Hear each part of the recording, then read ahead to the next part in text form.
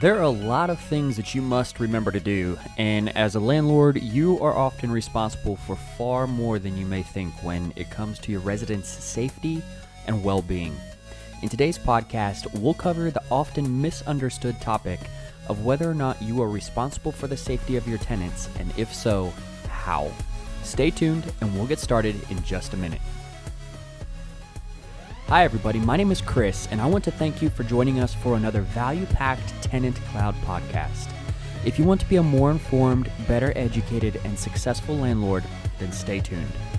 With over a decade of property management experience, we bring you short and sweet, bite-sized pieces of incredibly valuable property management tidbits in 15 minutes or less. Hi everybody, I just want to thank you for joining us again today for another value-packed TenantCloud podcast.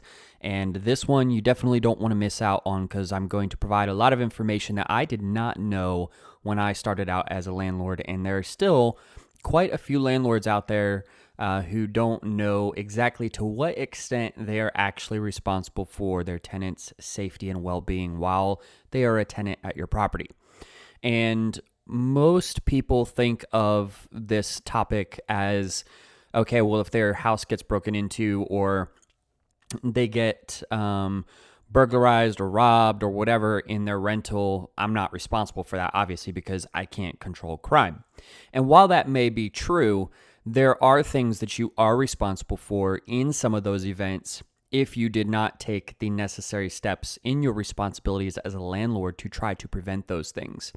And so I'm going to cover some of those things here real quick. You might say, well, if there's a fire, that's an act of God, or they lit the house on fire because they left food on the stove, or they turned on a gas appliance without lighting the flame and it built up with carbon monoxide and that's what hurt them, or so on and so forth. But while those things in and of themselves may be true, there are things that you need to have in place as preventative measures that you as a landlord are very often responsible for depending on the state and area you are in. And in most areas, you are responsible for most of these things. So before we go on too much further and drag this podcast out longer than it needs to be, I'm going to jump right in and start going over these things that, again, a lot of people are simply not aware of that you as a landlord are actually responsible for in most areas of the country. The first thing that you are responsible for, and this is, in my opinion, one of the most important things, is smoke detectors.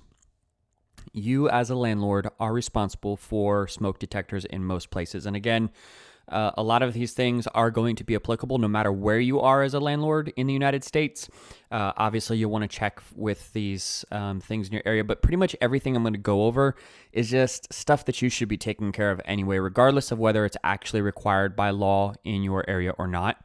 A lot of these things are just preventative measures. They're things that can help literally save people's lives in the event that something does happen. So again, number one, smoke detectors. It is extremely important that you have smoke detectors installed. It's important that they are installed correctly, and it is important that they are tested on a routine basis. And so you've heard us talk about in a lot of podcasts about how it's important to schedule routine inspections at your rental. This is one of those things that should be at the top of the list when you go do those inspections, that you check on the smoke detectors and make sure they're working. If they're battery operated, you should change out the batteries every time you do an inspection on the rental, especially if that's like a quarterly inspection. I believe they recommend that you replace them the batteries at least once a year. I would go a step further and say 2 to 4 times a year. Smoke detectors also need to be installed in all the right places. In most places, it's required that you have a smoke detector in every single room of the rental. That includes the bedrooms, the bathrooms, the dining rooms, the living rooms, the kitchens, everywhere. You need to have a smoke detector in every room. And in most places, it's required that you have a smoke detector in every hallway that connects different rooms. And it's even better if you can get smoke detectors that are connected throughout the house. They're on a network. That way, if you're upstairs and you have a 2-story or 3-story building and there's a fire on the first floor, your smoke detector in your bedroom, if you're on the 3rd floor or 2nd floor, might not be going off, and the one downstairs might be going off. And depending on how insulated and how well the sound barriers are in your house, you may not hear that downstairs smoke detector going off up in the bedroom. And so if you can have a connected network of smoke detectors, that's even better, because then no matter which one is going off, it's going to start sounding all of them off based on a network of smoke detectors communicating through the house like, hey, there's a fire and it's spreading. So this is extremely important. If there is a fire in your rental and you do not have smoke detectors and you have not checked the batteries and you do not have a record of that, and your lease or your area requires that you as a landlord maintain those, it doesn't take a rocket scientist to understand how bad that could be for you. So again, make sure that you have your smoke detectors tested, installed correctly, and installed in all of the correct places.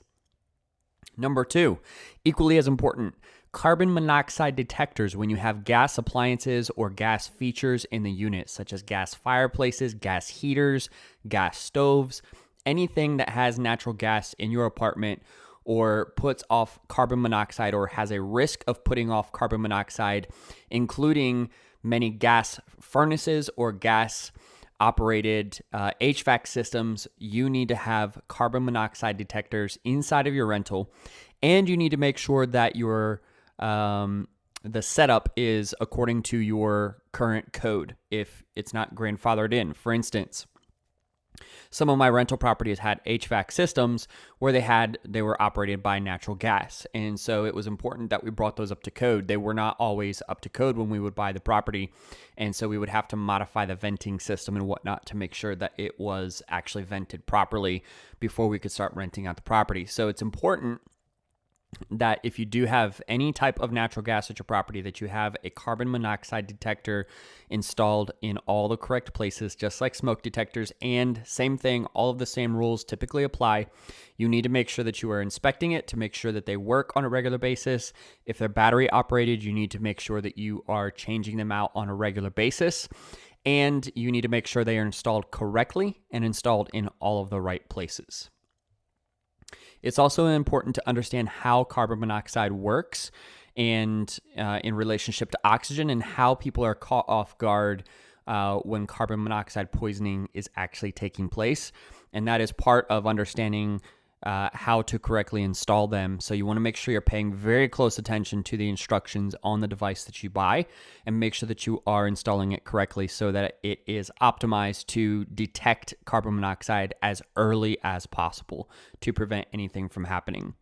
Again, if you have a property with natural gas and you do not have a carbon monoxide detector, or your lease or your area states that you are responsible for maintaining that device and you have not, and you have no proof of that, then if something does happen, again, it could be very bad for a landlord who is responsible for those things. So it's very, very, very important that you pay attention to these two things. They're very key to making sure that you are providing a safe environment for your tenant to live in, especially if you are the one who is responsible for those things.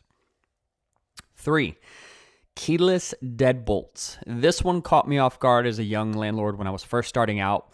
I was not aware that my area at the time required that not only did the door have a keyed entry, but it also required that it had a keyless deadbolt from the inside only, meaning the deadbolt could only be accessed via that little knob on the inside of the door, but there was no key on the opposite side of the door to unlock it.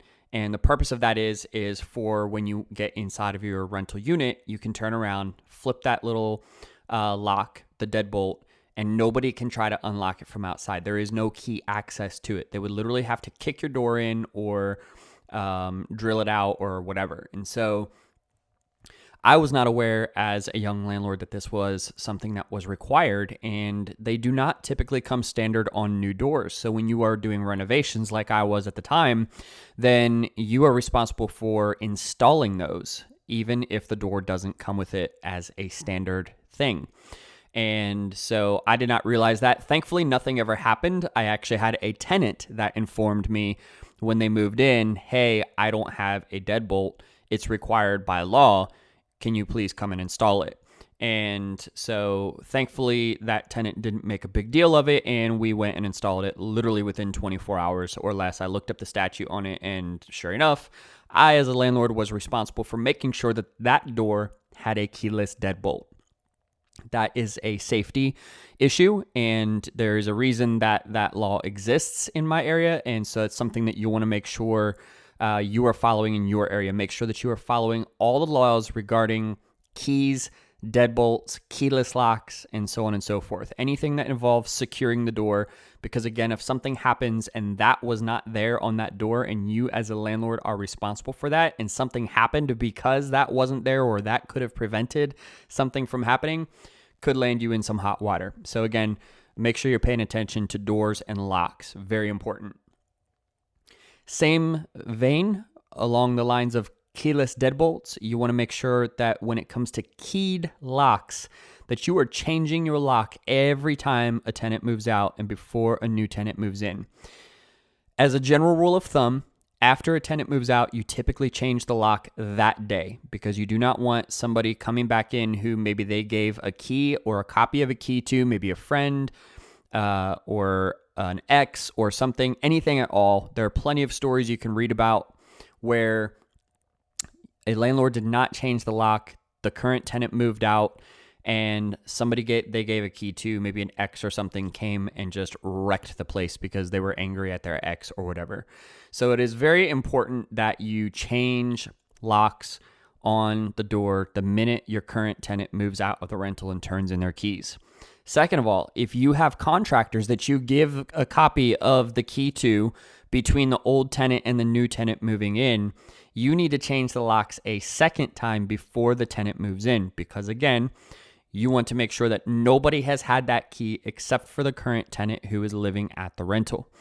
This is very important because there have been times when people have made copies of keys and then broken into the rental unit later on, and the landlord in that situation is probably going to be at fault because the landlord did not change the key after they had given it to multiple other people or even one other person who is not on the actual lease when the new tenant moves in. So it's very important that you, one, change the lock when the current tenant moves out, and two, change the lock again if a new tenant moves in and anybody else has had access to that key prior to that tenant moving in other than your management team. Moving on to number 5. Peepholes in new doors. Again, this is something as a young landlord I did not realize was required in the areas that I was managing rentals. And a tenant, again, in this situation brought it to my attention that they did not have a peephole in their door and that it was required by law in my area. And so we promptly installed a peephole in their door that same day.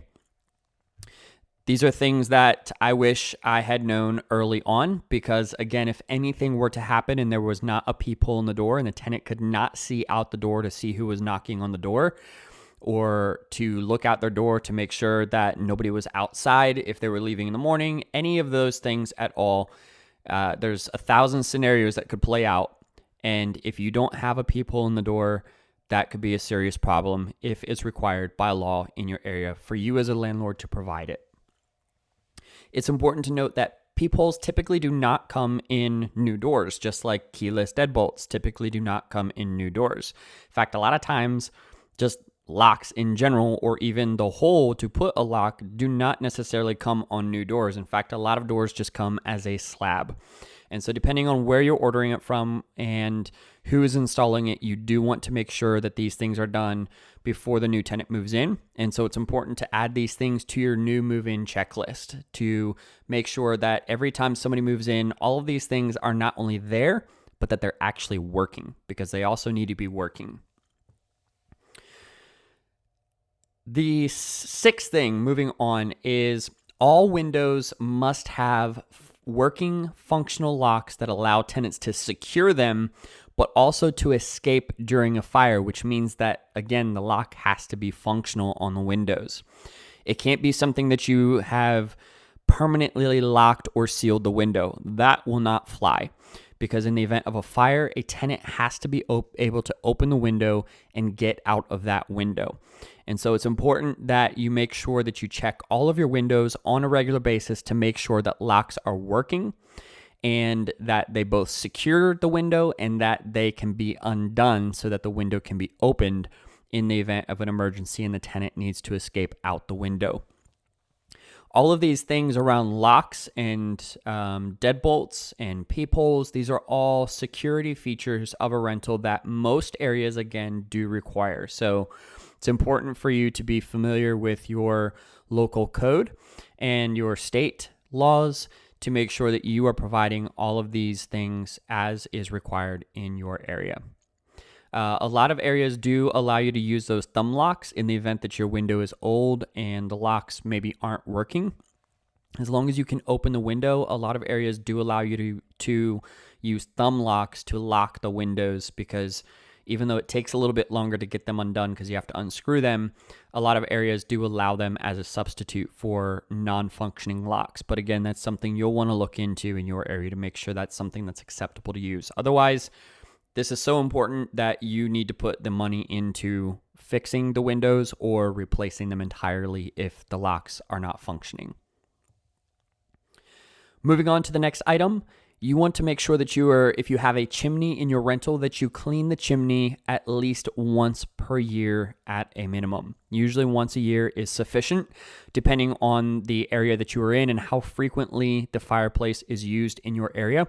But it is important that you have it cleaned out on a regular basis, because otherwise it could cause a chimney fire, or a blockage in the chimney could take place. And so it is very important that this is done on a regular basis. And I typically recommend that even if you know how to do it yourself, that you have a professional do it, a actual chimney sweep, because then you have somebody who is actually trained and or licensed in doing that thing. And they can provide you with written documentation that they have done it. And it's just much easier to prove that it is being done. It can cause a chimney fire if it's not, which can obviously cause damage to your rental. But things can happen with a chimney fire or chimney blockage that can also affect your tenants. And so again, if this is something that is required to be maintained by the landlord in your area, or your lease states that you as the landlord are responsible for it, it's extremely important that you are doing that thing. Alternatively, even if your tenant is the one who is responsible for it because they are the resident of your rental, you do need to add this to your inspection list each quarter or each year, because you don't want the tenant being responsible for your rental property that you are earning a income from. You want to make sure that they are doing it. You don't want to just count on the fact that they are actually doing it. Moving on to the next one, you do want to make sure that, especially as we're approaching the cooler months of the year, that you are de-icing walkways, staircases, and parking lots, especially if it is any type of a multi-family rental or a duplex, triplex, fourplex, etc. Because again, these things typically fall in common areas. They typically fall on the lap of the landlord as far as responsibility for maintaining these things. So if you as a landlord are responsible for these areas, it's important that you put a focus on doing these things. I have had situations where the staircases, after a freezing rain or something like that, that the staircases froze over. And so in those cases, if you even know that there is really bad weather coming like that, you need to send out a notice to your tenants where it tells them, hey, there's going to be freezing rain overnight or whenever, and please use caution on all staircases and stairways, and so on and so forth. And if you can, you need to get out there right away and put down something to de-ice the staircases and railways and walkways and parking lots, because you just don't want to risk having an accident on your rental property. Even if those things would be considered an act of God or whatever it may be, you need to make sure you're taking the preventative steps to make sure that there aren't any injuries on your property as much as possible. And so putting down salt or de-icing stuff to de-ice the areas, the common areas, is always a great idea. In addition to, I always make sure I send out a notice to my tenants anytime I know that something like that is going to be happening, just as a friendly reminder. Hey, when you wake up, You walk out the door, you're going to be busy with your routine. You're not going to think about it, but you need to be careful when you walk out your door because you might slip and fall. Right along those lines of de-icing and things like that and bad weather, you also want to make sure that during the fall, if you have staircases and there are a lot of trees in the area, that you notify your tenants that, hey, keep in mind that if there are leaves that have fallen onto your staircase or your landing or your sidewalks, that they can often be slippery, especially first thing in the morning. In Austin, Texas, I had a property I was managing a couple years ago where the leaves fell onto all the steps on the property, and I was walking up to go inspect a rental unit from when somebody had moved out. And as I was walking up the steps, I slipped and smashed my leg against the steps, and it was incredibly painful. I could have easily broken something. Thankfully, I didn't. But right then and there, I was like, wow. And then I started looking around. All the steps all around my property were covered with slick, wet leaves in the morning. And so I immediately had my maintenance team go out there with some blowers and blow them all off, get all the leaves off the steps. And we started doing that. We had our landscaping team do that every week from then on. Every time they came out to the property, blow off all the steps. And so stuff like that is stuff you don't really think about, but it's still important to try to keep in mind that stuff like that can become very dangerous very quickly. And so even if it's not really a liability thing per se, because again, you can't control if trees are dropping leaves on your steps or not, it is important to just pay attention to those things and try to be proactive and help protect people from having an accident like that. The other thing along those lines is you also want to make sure that your gutters are not getting clogged up in the fall, especially as you come into the winter, because the colder it gets when you have rains, the rain needs to be able to drain properly off of your roofs and not form icicles that can then turn out to be extremely dangerous for people walking on sidewalks underneath of the edges of the roof. And so, again, not something that you might typically think about as being an important safety thing, but it is extremely important because those icicles can become extremely dangerous. And so you want to make sure that you are checking your gutters, especially during the fall, to make sure that you are keeping them cleaned out probably once at least per fall. Maybe even a couple times if you have a lot of trees, if you're in an area with a ton of trees where the leaves are falling off and you're risking them clogging up your gutters. You're going to want to keep an eye on that and make sure they're cleaned out. And also not just because it could form icicles, but other things. You don't want water dripping off the gutters because it built up, or backing up in the gutters and then running inside the building from the edge of the building and rotting the wood along the eaves and all that good stuff. So, and along the fascia, all that, you don't want to deal with that. That's just adding more expense and unnecessary headaches that you just don't want to have to deal with. So checking your gutters is extremely important. As an added bonus, and this is the final thing, we've gone over our time here on this podcast. We try to keep them under 15 minutes. But as an added bonus, security systems these days have become pretty cheap, and you can set up wireless security systems for pennies on the dollar. I even have a alarm system at my place that costs nothing up front, and it's like $23 a month for everything, the equipment and the monitoring.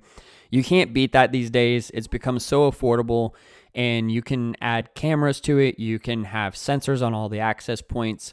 It's just an added bonus, and a lot of people, it's actually something that a lot of people ask if you have in your rental. So it's also a good selling point. It's also a good thing to usually get some type of a deduction on your renter's insurance or on your property insurance in general.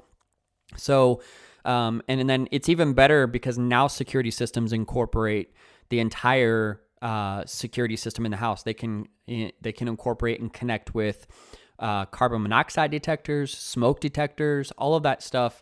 You can incorporate and connect into this network. They even have flood sensors now, so that these sensors you can put underneath like sinks and near bathrooms to detect if water is pooling up on the floor or in the area that the sensor is located in. And it can even send a notice to you or even to an emergency department to come out to the property if there's fire, flood, smoke, carbon monoxide, etc. And so it's just a good thing to put in your property. it's really affordable now. The system I have, I can also connect carbon monoxide, smoke detectors, and water flood detectors. I don't have the flood detectors connected just because I don't need it at my property, but these things are really affordable now, and it just makes a lot of sense to add these things. And they're all wireless, so there's no installing wires or any of that stuff. So if you have the ability to do it, I highly recommend it. It's a good selling point. It's a good discount thing for insurances, and it's just good to have for everybody anyway. That pretty much wraps up our podcast today. I hope that you have found value in it, and if so, please feel free to let any of your friends, coworkers, family members know about this podcast. Feel free to share it with them. They can listen to this podcast anywhere that you listen to podcasts, whether that's Stitcher, Google Podcasts, Apple Podcasts, etc. And again, thanks for listening, and we'll look forward to talking with you next time.